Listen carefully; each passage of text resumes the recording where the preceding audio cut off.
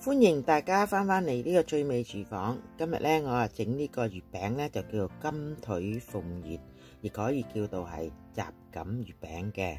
佢同五仁呢就係唔同嘅，好大嘅分別。呢個雜錦月餅呢，佢又帶鹹鹹地嘅，裏邊又有叉燒啊、臘腸呢，好食過五仁好多噶。大家試整下啦。呢度啲材料呢，就有16個份量。如果大家想整8個呢，就可以將啲材料減一半嘅。瓜子呢，我就買啲炒好咗啦，係冇鹽嘅。芝麻呢，我哋要用慢火炒翻香佢啦。腰果呢，我哋就輕輕壓翻碎少少。糖桔仔呢，我哋要切碎佢。糖冬瓜呢，就切粒。叉燒呢，我哋就切絲啦。臘腸呢，就蒸熟咗佢，切粒。呢邊呢碗呢，就係豬油粒同埋醃咗糖嘅。另一碗呢，就係薑啦。我買唔到呢個甜薑，所以我自己攞70g嘅薑刨絲，放少少紅色落去。預早一晚將啲豬油膏呢就切細粒，煲滾少少滾水，然後倒啲豬油粒落去，滾佢一滾，咁拎出嚟用凍水洗一洗佢，擎乾佢啦。80g嘅豬油粒加俾150g嘅砂糖，撈勻佢，然後封咗佢個口，放喺雪櫃等佢一晚。第二日呢，佢就會透明、好清晰、好靚噶啦。望落去好似糖冬瓜一樣。呢啲呢就糖冬瓜啦。我哋又將啲糖冬瓜呢又係切粒啦。呢啲呢又係糖桔啦。我係先將個糖桔呢破開佢而攞起佢啲核出嚟。因為如果啲核呢你擠埋落去整餅呢，食落去佢會苦㗎。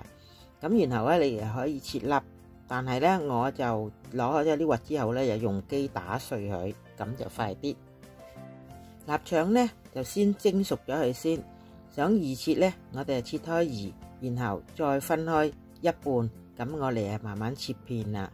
咁切片呢，望見都係好大粒下嘅，然後我哋攞把刀呢壓佢幾下，俾佢碎翻細翻啲，咁就得噶啦。叉燒呢，我就尋日整起嘅，我有個頻道教大家整叉燒，自己整嘅叉燒呢，就經濟好多啦。叉燒呢就要切絲嘅，咁先將佢切一片片，然後切一絲絲啦。白芝麻呢，我哋用慢慢火炒佢香香地，千祈唔好開咁慢火啊！如果望見到香之後呢，好倒出嚟啦，因為個鑊熱呢，佢會影響佢燶嘅。準備晒所有嘅餡材料，而家我哋開始撈餡啦。先將啲叉燒同臘腸呢倒落去先。然後倒芝麻，芝麻就唔好倒先啦，因為佢太過細粒，到你撈嗰陣時候，佢好難撈㗎。糖冬瓜、肥油粒、腰果、瓜子同埋打碎咗嗰啲桔仔都一齊倒埋落去。啲薑絲呢，如果你見到佢黐一嚿嚿呢，就盡量攞隻手嚟撕開佢，咁先去撈啊。將所有嘅材料倒晒落去之後呢，我哋就先撈勻佢先，撈到佢完全勻勻啦。咁而家我哋又開始調味啦，1茶匙五香粉，1茶匙鹽，1茶匙嘅胡椒粉，2茶匙嘅麻油。啲調味料呢，倒晒落去之後呢，我哋就將佢撈勻啦。咁如果見到啲薑黐一嚿嚿呢，我哋盡量要搣碎佢啊，撈到佢完全勻勻啦。撈勻勻之後呢，我哋就俾250g嘅糕粉落去啦。要將啲糕粉同埋所有嘅材料呢，就撈到佢完全勻勻啦。俾50克嘅生油同埋200克嘅白酒落去，咁就撈到佢完全勻勻呢。撈咗啲酒之後呢，啲餡開始係實嘅，到你稱佢包佢嗰陣時候呢，佢就會黐埋一嚿噶啦。呢個金腿鳳葉呢，就一定要落酒嘅，落咗酒之後呢，佢有一種好香嘅味出嚟嘅。但係記得千祈唔好落水啊，落咗水個餅入邊會發毛嘅。一定要俾足呢個份量嘅酒落去，亦都可以俾多20克落去嘅，但係唔可以少過啊！如果少過頭，嗰啲餡係唔會黐埋一嚿㗎。最重要撈嗰陣時候呢，就係要由底撈上面啊！撈完之後呢，我哋攞一嚿試鏈下去黐埋，咁就係得㗎啦。而家我哋又要準備啲材料嚟搓個皮啦。麵粉、糖漿、生油同埋鹼水。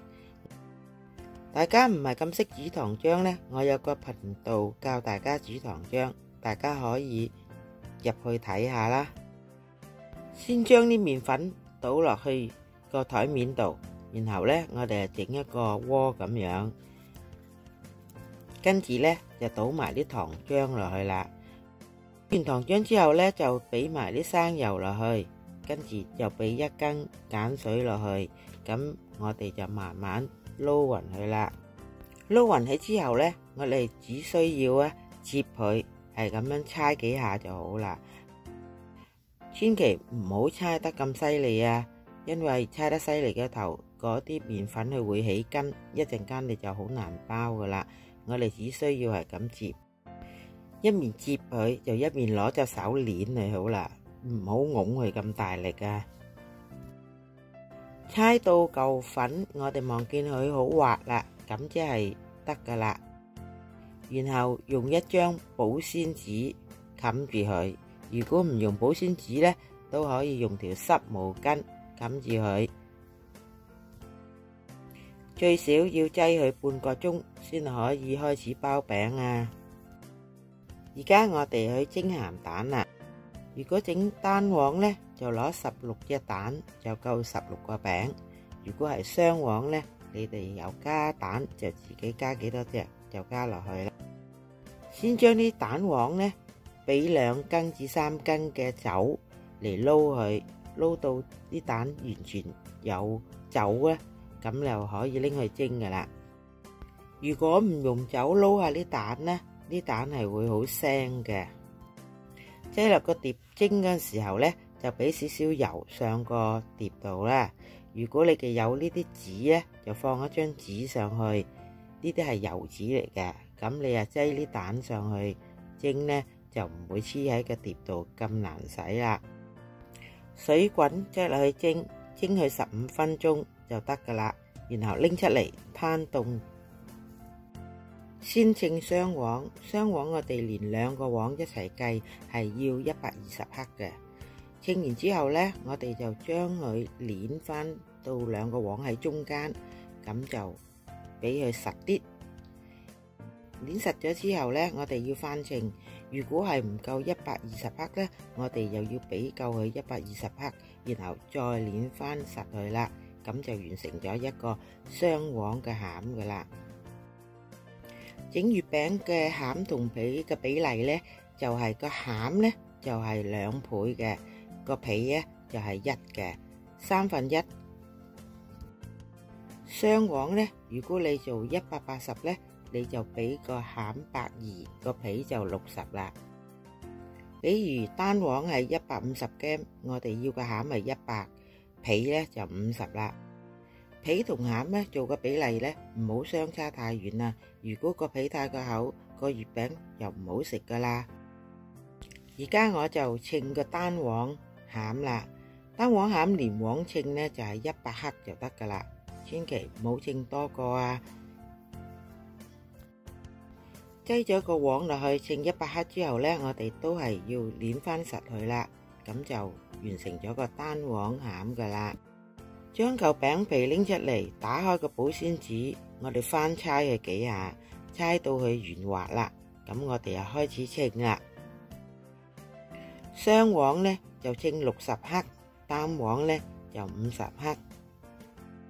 個餅皮呢就唔好做得太厚啊，太厚個餅就唔好食噶啦。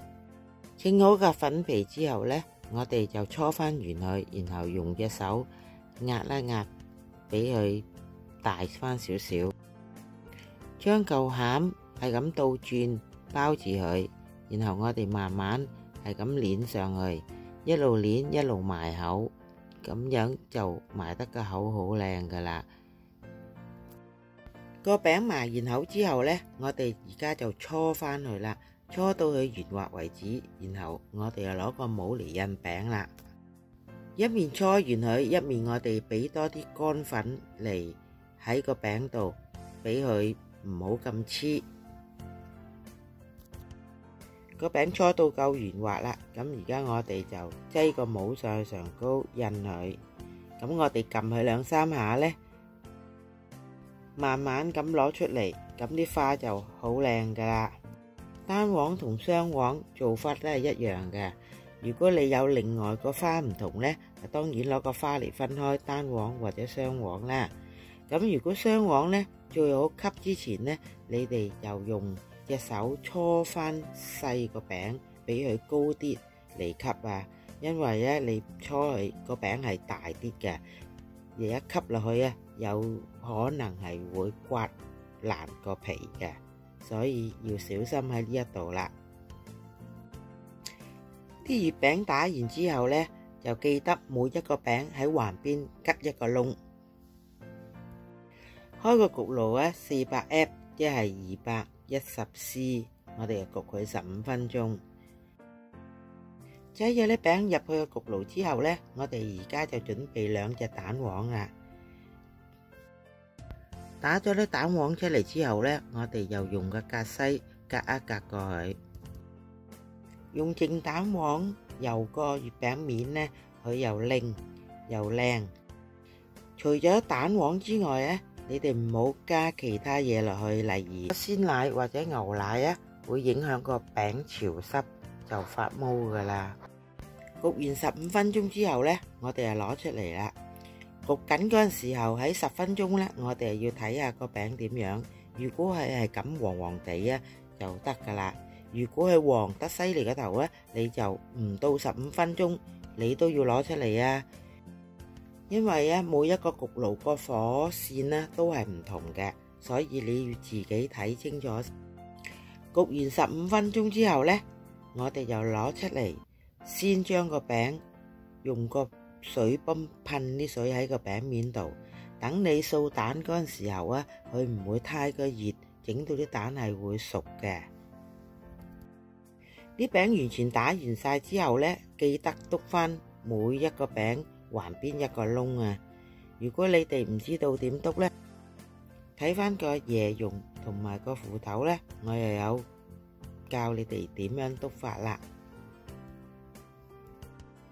啲餅呢就全部油好晒啲蛋啦，咁然後而家呢，我哋就帶入去個焗爐焗第2次啦。焗第2次嘅時呢，我哋就先將一個托盤擠一啲水落去，凍水就得噶啦。放入去，等個餅底唔好太過燶。我哋放入去焗爐第2次啊，就開350F 175C 焗佢10分鐘。但係10分鐘之前呢，你哋都要睇下個餅個顏色點樣，就可以攞出嚟噶啦。而家呢，金腿鳳月已經焗好晒啦，望下啲顏色幾靚啊！但係而家望落個餅咧，仲係好硬嘅。你要擠到聽日有1日時間，佢回油出嚟呢就好靚噶啦。新鮮嘅月餅即食呢係好硬嘅，所以如果想去好食好游水呢，就要等到聽日先可以食啊。先將一個月餅切出嚟，睇下入邊點樣啦。大家睇下切出嚟嗰個餡呢，又係好好食噶。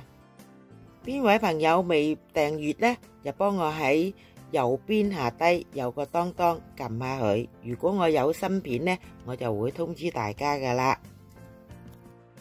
如果邊位朋友有咩意見或者想學多邊樣餡呢，就俾個 comment我會覆大家嘅。多謝大家嘅分享同埋支持，下個節目再見。